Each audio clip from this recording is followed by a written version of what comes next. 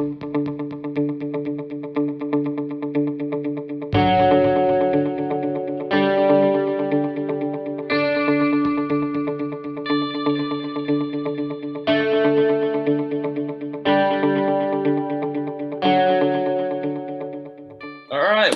back to episode 8 of the Heated Exchange, brought to you by Blitz. It is a wonderful day here in Bloomington. Jett, how you doing? What's it like? It's a wonderful day here in Tampa, Florida as well. I'm excited for another episode of the Heated Exchange. It's going to be another great episode. We have a lot of stuff to get through. We're going to talk some Thursday night football, some trades we've seen in some of our leagues, and then we'll also get into some over-under based off of Yahoo projections. So I'm excited. I know you are too. So you ready to get this going?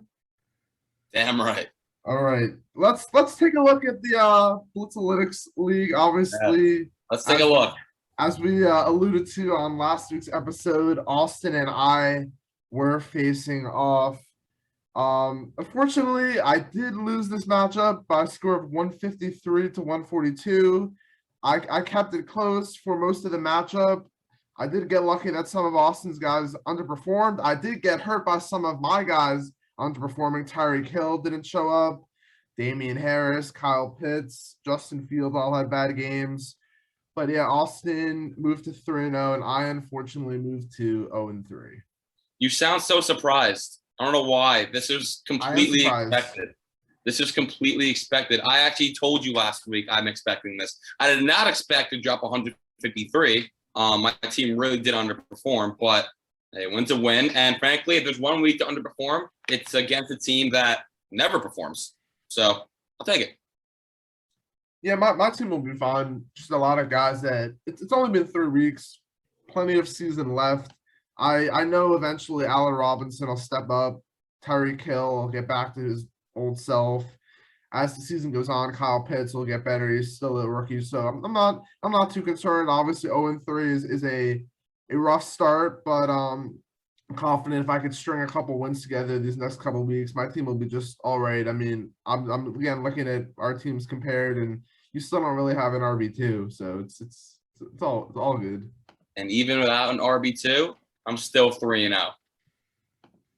Yeah. Just saying. Yeah, you are. But yeah. Listen, you can stay optimistic. I like that. You know what? I like to see you happy. So stay optimistic. Keep that giddy optimism I love so much.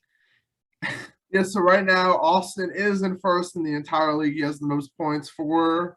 He's 3-0 in division number 2 with our CEO Jack in second, followed by Ryan, Ashton, and myself rounding out division number 2. Division 1 is led by David Connors. He has the most points in that division, is 2-1, followed by Chaz, Joseph, Nicholas, and Matt rounding out that division. So it's definitely Division 2 probably has the upper hand over Division 1 right now, but it's going to be an exciting rest of the way. All right, let's get into let's talk some trades. Let's talk about some of the trades that we've seen in not only the Blitzalytics League, but other leagues that Austin and I are a part of. Let's start with the deal you made in my league, Austin, where you acquired DeAndre Swift, Amari Cooper, and I believe someone else for Tyreek Hill. You want to expand upon that trade you made? Yes. So heading into last weekend, I gave up Tyreek Hill and Mike Davis, thank God, and I acquired DeAndre Swift, Amari Cooper, and Robbie Anderson. So fortunately for me, that trade really helped me because had I not done that trade, I actually would have lost last week. Thank God for DeAndre Swift. Fact is, I believe I won that trade, not even because I won last week. I think that trade really helped balance my team out a lot. With that trade having gone through, I now have a 3-headed monster at receiver of Cooper Kupp, who is playing out of his mind, Amari Cooper, and Allen Robinson. Now, granted, Cooper and Robinson are struggling a little bit right now, minus Cooper's week 1 performance. They haven't really found their stride yet. I'm not too worried about it. I still dropped 156 last week in our PPR formatted league, and Cooper, A-Rob, and Robbie combined for 12.1. All 3 of them combined. And I'm assuming once they start hitting their stride, because I'm a very big believer in Cooper and A-Rob. With them, I'll still have an elite duo of Eckler and Swift. Eckler right now is RB5. I'll Swift is RB3. With Tom Brady, who is, playing the best I've ever seen him play. He's right now QB1, and Cooper Kupp, who is wide receiver 1. And I expect Kupp to finish as a top 5 wide receiver, even though his touchdown rate will probably go down. I expect the volume to still be there, especially with Stafford. As we recall 2 years ago, Kupp did finish as wire 4. So, point being, once Cooper and A-Rob find their way, because they are too talented to keep putting up these kind of numbers, I think my team is golden. Yeah, I think both teams in this deal have improved. I think Tyreek Hill the whole Chiefs offense has been sort of dysfunctional this past 2 weeks. Also, Tyreek Hill had a huge week 1. I think he'll be just fine. And getting someone like DeAndre Swift, who's probably going to be an RB1, who's ranked, I believe, number 3, I think, or 5, something like that. So he's definitely on his way to having a very good year. And you needed a running back, and you took advantage of that. You got another RB to pair with Austin Eckler, which is a great duo to have. In regards to Cooper Kupp, obviously he's having a spectacular season. And I know on this podcast, we debated who was going to have a better year, Cooper Kupp or Robert Woods. Obviously, it's only been 3 weeks, but I'm not trying to take a victory lap or anything like that. But I was the one that did say that Cooper Kupp was going to finish with a better year than Robert Woods. Still early, but I just wanted to point that out to Austin because I know he has other stuff that he's going to bring up later on. You were right. I got to hand it to you. Listen, and I think you can attain to this too, or attest to this too, I should say. No one predicted Cooper Kupp to have this kind of start. No, not at all. If Cooper Kupp were to be better than Woods heading into the season, I really thought it would be like a 60-40, 55-45 split, not an 80-20 split. But Stafford and Kupp have a connection that is right now second to Rodgers and Adams. Where do you think Cooper Kupp will finish among wide receivers in PPR leagues? Like I said before, I think he will finish as a top 5 wide receiver for sure. Even though I did not expect him to keep up the touchdown rate, I expect the volume and the targets and the receptions to still be there. He's his go-to option, especially on 3rd downs, in the red zone, inside the 10-yard line, especially. I don't expect that to stop throughout the entire year. Yeah, he's definitely on an unsustainable pace. I think I read somewhere that he's like ranked number 1 all time in some reception yards targets categories. So that's not going to continue. I do like my preseason ranking was 10. He's definitely going to. I think he'll definitely finish in the top 5 for sure. That connection with Stafford is remarkable, and Robert Woods is he'll still have his games. I don't think it's the end of Robert Woods. The split is going to be somewhat more resembling of what we've seen in the past. It's not going to be this insurmountable difference, this 80-20 in Kupp's favor. I think it's going to narrow a little bit. But yeah, Cooper Kupp is off to a great start, and it's really he's not going to slow down. Let's also keep in mind the fact that the Rams now have Deshaun Jackson, and he's also taking some target away from Woods because Stafford can just chuck it deep to him. Not to mention, with Goff, he liked to hit Woods a lot more because he just wasn't the guy who could take shots. He didn't want to take as many shots down the field. And Stafford's a guy who's not afraid to let it fly, and that's where Woods can thrive. Kupp can thrive. Woods is a guy who's really going to be in the flats. He'll have little curl routes, little out routes, slant routes. That's where Goff's able to make his money with Woods. Stafford is a different breed. So we'll see what happens, but great call on your part. Yeah, thank you. Yeah. Moving on to another, actually, it's a very similar trade that happened in the Blitzalytics League. I made this trade with Nick. I acquired Melvin Gordon and Tyreek Hill, and I sent away Antonio Gibson, T. Higgins, and Robbie Anderson. For me, the biggest reason that I made this deal is because my receiving core was lacking at the time. I had Allen Robinson as my number one, T. Higgins as my number two. Now I have Hill as my number one, and Robinson as my number two, and I still have a good running back core of Eckler, Carson, Damian Harris, among others. I think it was a great trade for me. Obviously, Tyreek Hill struggled this past week and was probably the difference in me beating Austin in our matchup. But I think going forward, this is going to help me and hopefully give me a couple wins. But Austin, what do you think of this deal that I made? I thought it was a very good deal for you, for sure. Al Robinson, right now, cannot be anyone's best wide receiver. Heading into the season, I thought he would make an excellent wide receiver one on a team. But the way he looks right now, really how the Bears look right now, how dysfunctional that offense is, Matt Nagy needs to go immediately. I'm surprised I haven't fired him already, especially after last week's god-awful performance. 9 sacks? I mean, that's just unacceptable. Like, that's coaching. That's a horrible O-line. So A-Rod right now cannot be trusted. So I like that you went out and acquired Hill. Obviously, he did not play that well. No. Who would have thought that, especially against the Chargers? And typically, those are high-scoring matchups. But nonetheless, I think it's going to benefit you in the long term. You're still keeping Eckler as your RB1. Carson's a very good RB2. And Harris, I mean, last week, he just had a rough game against a very, very tough defense. New Orleans, I think it was a very good deal for you, benefited you a lot, gave you a true elite wide receiver one. And if A-Rob can come out of his shell, which I believe he will, because I have him in your league, I believe your team's going to be set. Yeah, I'm hoping I can pick up my first one this week because I do not want to go to 0-4. That would not be good.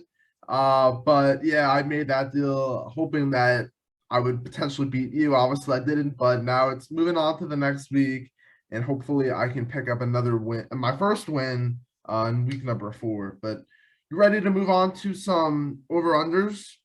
Absolutely. Let's do it. All right. So all these over-unders are via Yahoo's projections for week 4. We're going to go through some quarterbacks, running backs, wide receivers, some tight ends.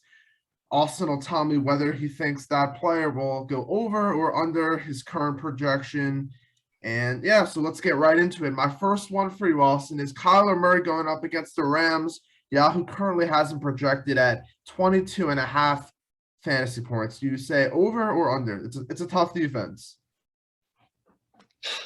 Kyler Murray is special, and I have him in the Blitz League, and I hope I'm wrong on this for personal reasons, but I believe he's going to go under. It's a divisional matchup. The Rams are a tough team. They are physical, and I think it's going to be a lower scoring affair. I could see like a 21-17 game. I could see Murray throwing a pick probably. And I see Donald wreaking havoc in there. So I'm going to go the under. I hope I'm wrong for personal reasons, but yeah, under.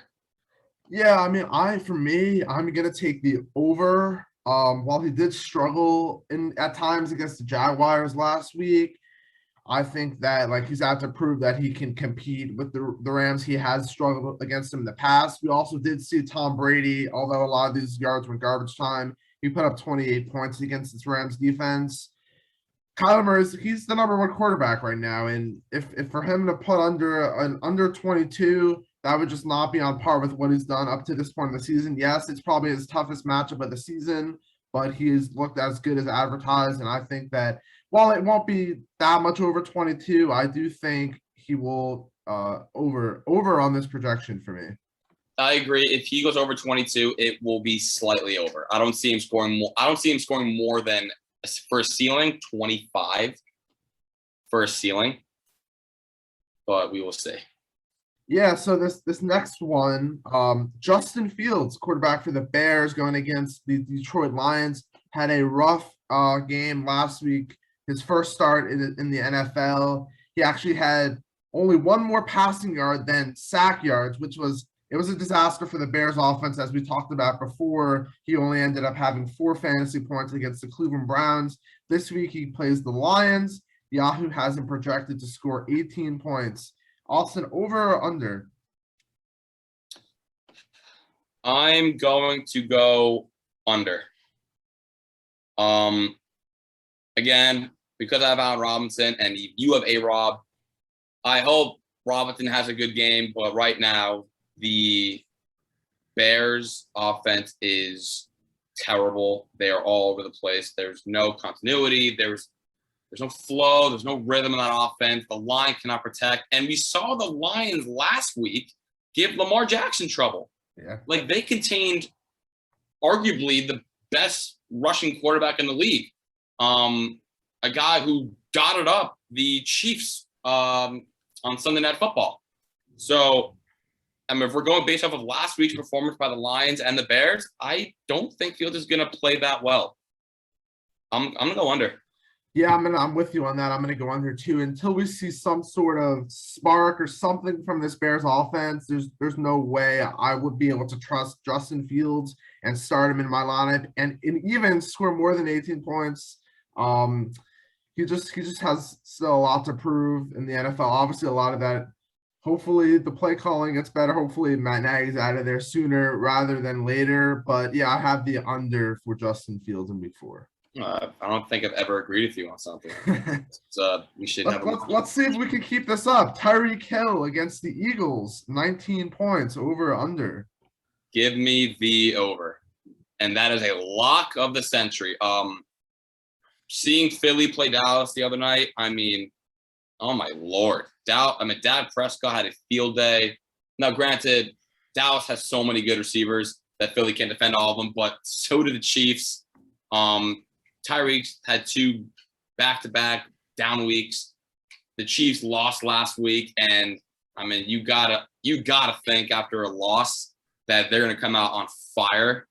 And I think Mahomes is gonna have one of his best weeks of the season in Week 4, and I think Tyreek Hill is gonna be the beneficiary of that. Yeah, I'm agreeing with you again. The NFL can't keep Tyreek Hill on lock forever. He's had back-to-back poor outings, but this is the week he gets back to somewhat what we saw in week number 1. It's against the Eagles, just looking mess as well. I mean, Mahomes will get things going in the right direction in this matchup. He'll look for Tyreek Hill a bunch. I think, yeah, I agree with you. It's an easy lock in this scenario right here. Easy lock, no question. All right, here's one that we may disagree on. Robert Woods against the Arizona Cardinals, 15 points, over or under. Give me the over. This is a week that I think, and again, I have Cooper Kupp, and I love him to death. He's my best draft pick of the year in so many leagues, but this is a week I think Robert Woods sneaks into a top 15 performance for all wide receivers. I think he will find the end zone this week, and I think the Cardinals are really going to try to lock in on Kupp, and I think this is the week where Stafford finds Woods a lot. I think Woods is going to definitely haul in at least 8 balls, I got to say. So give me the over. I want to say the over so badly, and I keep saying, oh, this is going to be Robert Woods finally has a good game, but I can't say that he's going to score over 15 points based on how he's been utilized. Obviously, Cooper Kupp's numbers are not sustainable, but like you mentioned before, Deshaun Jackson is more involved. Van Jefferson is more involved. I think that Robert Woods can still have like 10 to 12 points, but saying that he's going to score over 15 with the current state of the Rams right now, with who Stafford likes throwing the ball to, he just does not seem to have a good chemistry with Robert Woods, and therefore I just don't think he scores over 15 points. Listen, I mean, I hope not. I hope it's Cooper Kupp, but I'm a believer in Robert Woods. I think he will turn it around. And if not this week, then eventually he will. But again, we will see. This next one's a very interesting one. Now that Christian McCaffrey will be missing the foreseeable future, Chuba Hubbard, running back out of, I believe, Oklahoma State, is now put into the starting role for the Carolina Panthers. He is going up against the Dallas Cowboys this week. He's projected 15.5 points. Austin, in his first start in the NFL, do you think he gets over or under that number? Under. No doubt about it. Under. I understand last year Mike Davis came in and started putting up McCaffrey-like numbers.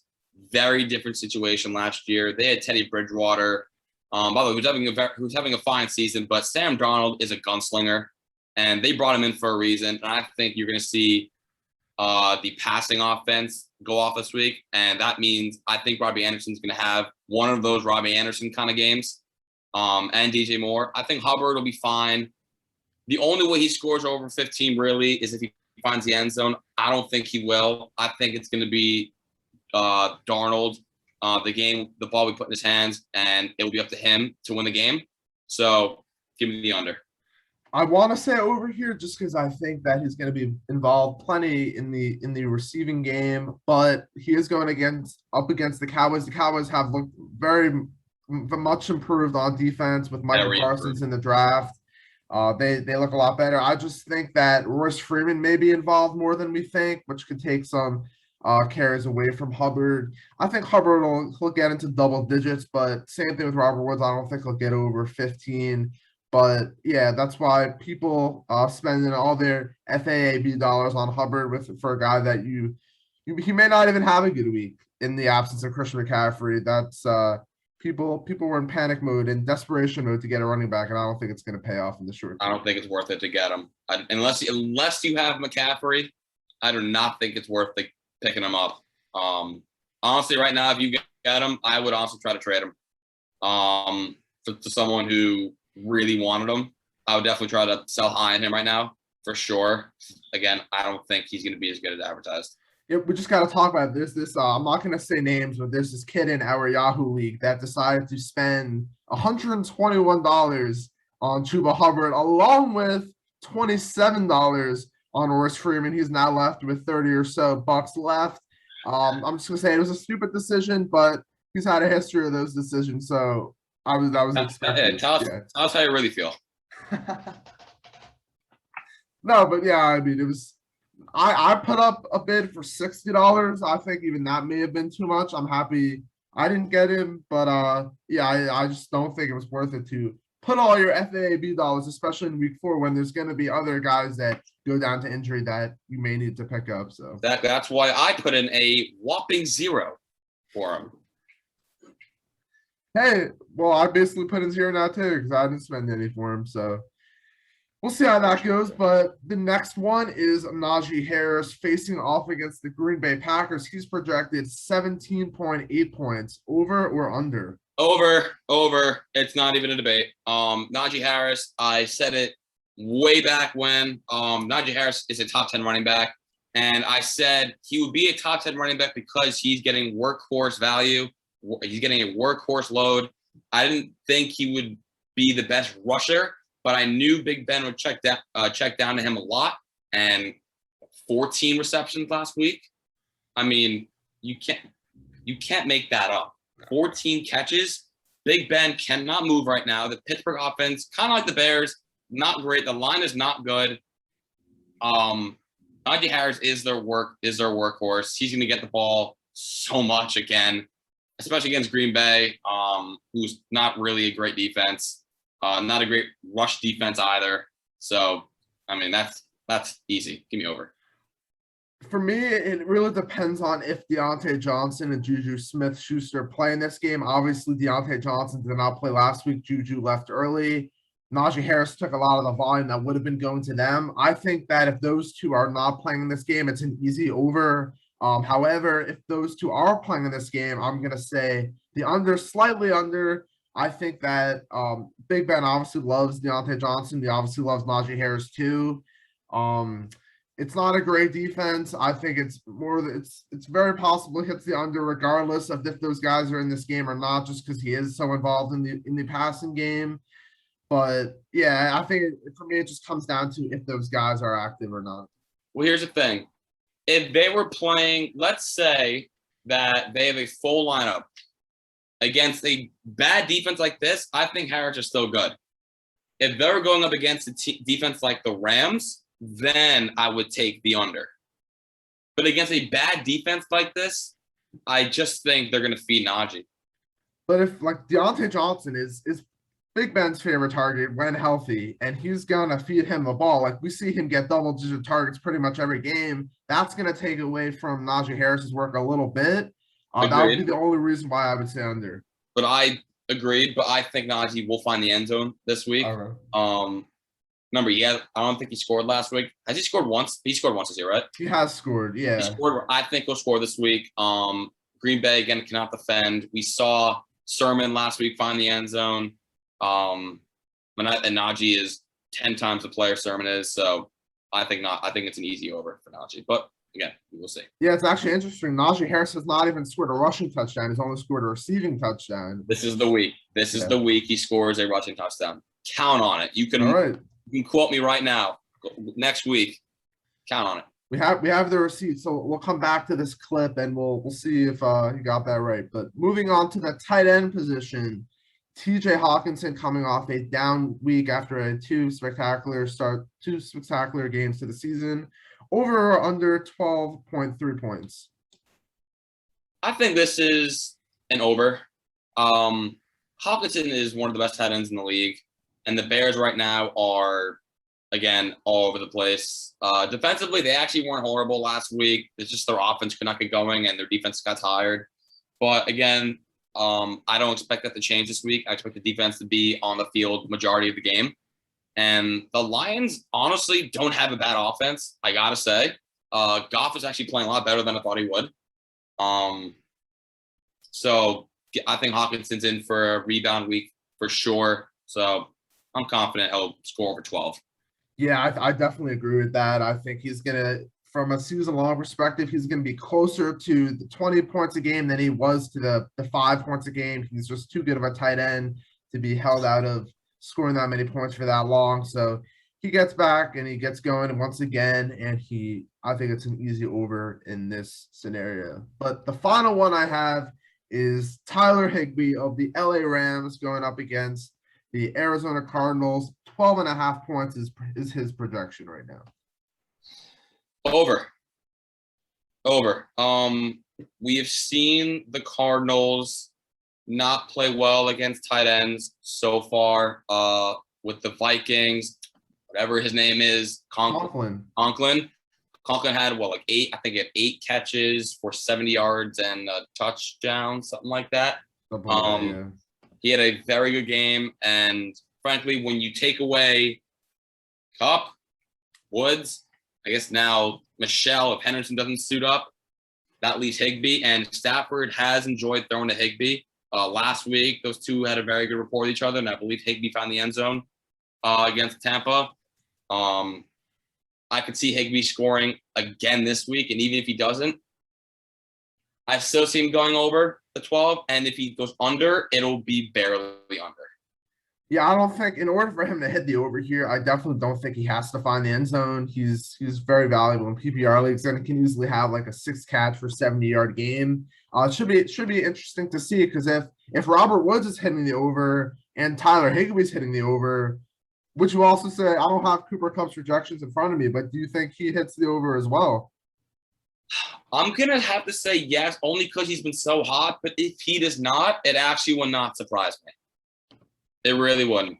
So I believe Cooper Kupp's over, I think I looked at it earlier today, is around 20 points. It is. And listen, what's the rule of anything? What goes up must come down. Yeah, exactly. Cooper Kupp, I'm expecting eventually, I hope it never comes, but eventually Kupp's going to have a down week. And frankly, he gets a division rival where it's going to be a defensive battle. It would not shock me if this was the week that Kupp has a quiet one. All right, yeah, so that was our over or under segment. Now we are going to move on to the Thursday night football preview. We have a good matchup for fantasy implications this coming Thursday between the Cincinnati Bengals and the Jacksonville Jaguars. Unfortunately, we just heard that T. Higgins was just ruled out of this game, so he will not be suiting up, but there's still plenty of fantasy relevant guys. Austin, is there a particular guy that you think will stand out in this game? Well, now that T. Higgins is declared out, I'm going to keep the pedal rolling with Jamar Chase. He's been on a tear in terms of touchdowns. He's had at least 1 touchdown in every game so far this season, and I don't think that'll stop against a porous Jacksonville defense. Burrow has loved throwing to his old college teammate. So I definitely think Chase is a good start, whether even as a wide receiver too, with Higgins out. I love Mixon this week for sure. Again, Jacksonville's is not a good defense. And another guy I love this week, I hope they keep using him, James Robinson. He is on my love list for this week. It's amazing what happens when you actually give a good running back the ball. Last week, he gashed Arizona's defense, and Cincy does not have a great defense either. So, assuming they use him the same way, I think James Robinson will have a great week as well. Yeah, for me, the guy you alluded to it just now, this is Joe Mixon's week. It's a short week. They're going to want to establish the run early in this game. Joe Mixon's coming off of 2 tough matchups. He still saw plenty of volume, but he hasn't found the end zone since week 1. I think he gets back into the end zone in this game. I think he's more involved in the receiving game, and with the absence of T. Higgins, I definitely could see him having in the 20 to 25 point range, possibly even more depending on game script. But yeah, I also like Jamar Chase as well. I have him in one of my leagues. Tyler Boyd is someone that we really can't sleep on. He's put together a nice start to the season, especially with last week in the absence of T. Higgins. I think it's very tough to trust really anyone on the Jaguars at this moment. Obviously, they'll be, from a fantasy perspective, they'll have plenty of opportunities to accumulate garbage time points if they are trailing in this game behind the Bengals. The only thing I will say about James Robinson, while he did have his best game of the year last week, it's interesting because his snap percentage went down from week 1 to week 2, and then it went down once again from week 2 to week 3. Obviously, Carlos Hyde is involved more than we would like to see, but James Robinson's still going to be used in the passing game. If you have him on your team, you're most likely starting him unless you have a better option. But yeah, that's do you have any guys that you are totally staying away from in this game? Definitely Trevor Lawrence. I'm not comfortable starting him in any league, even if it's a super flex. Not because he's not a good quarterback, just because the Jaguars don't have really anyone on the outside except for Chark.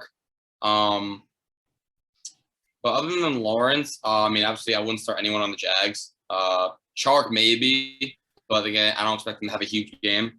Robinson's the only guy I would confidently start. I think they discovered last week, wait a minute, he's a good running back. Other than that, nah. I think for me, I think if there's one receiver on this team that you can trust to at least give you double digits, it's probably Marvin Jones Jr. He's put up 18, 17, and 12 in his first 3 weeks. It seems like Trevor Lawrence has really found a good chemistry with him. Obviously, it's going to be tough to really trust anyone on the Jaguars, but if there's someone that you can trust, I think it's Marvin Jones. It's going to be a fun game. I'm expecting the Bengals to win this game. It could end up being a blowout, but I think with a Thursday night game, 2 teams, obviously it's a short week, but it could be close in the end. I could see a Bengals 31-17 win. I think the whole Bengals team is going to go off. I could see Burrow tossing 2 to 3 touchdowns. I could see Mixon finding the end zone. I could see Chase and Boyd finding the end zone. I think this is, if you have anyone on Cincy, even Burrow, I think you should confidently start him.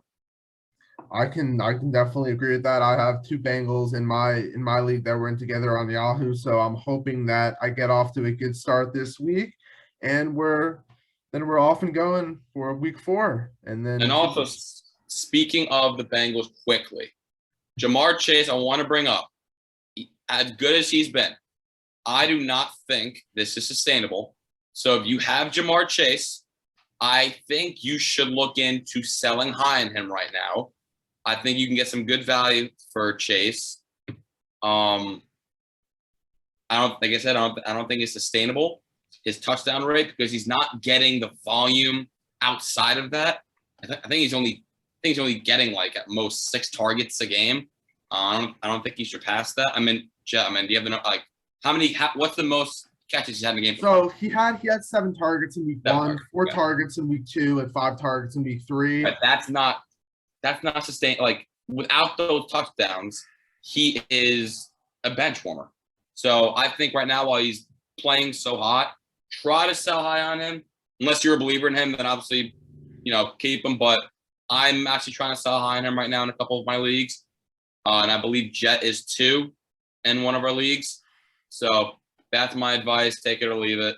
Yeah, I'm taking the advice. I'm trying everything I can to try and sell Jamar Chase right now. While I would love for this 1 to 2 touchdowns a game to continue, it's just not statistically possible. In week 2, he had 2 receptions for like 40 yards and a touchdown. Last week, he had 4 receptions, 2 of them were touchdowns. Right. That's just not sustainable whatsoever. The only thing that could work in Jamar Chase's favor is if he sees more targets. That could help him going forward. But looking with the way the Bengals are using this offense, I think Higgins and Boyd are the guys that are going to be targeted a lot. Chase will be that deep threat guy he'll score the touch. He might end up being a boomer or bust guy towards the later parts of the season. But if you're able to get a solid running back in return for Jamar Chase or a nice little package, I highly recommend it. Agreed. All right, episode number 8. 8 episodes done. What are you thinking so far? Feeling pretty good. Again, excited for another exciting week of fantasy football. Cannot wait to go to 4-0 this week. I'm all set in the Blitz League and our Yahoo League. Cannot wait to go to 4-0. Feeling really good, really confident. I'm sure you cannot say the same. Well, I'll say this. I'm looking forward to in our Yahoo League. We have rivalry week coming up in week number 5, and Austin and I are rivals, and it's double the points, double the fun, like you said earlier today. And I'm really looking forward to that one.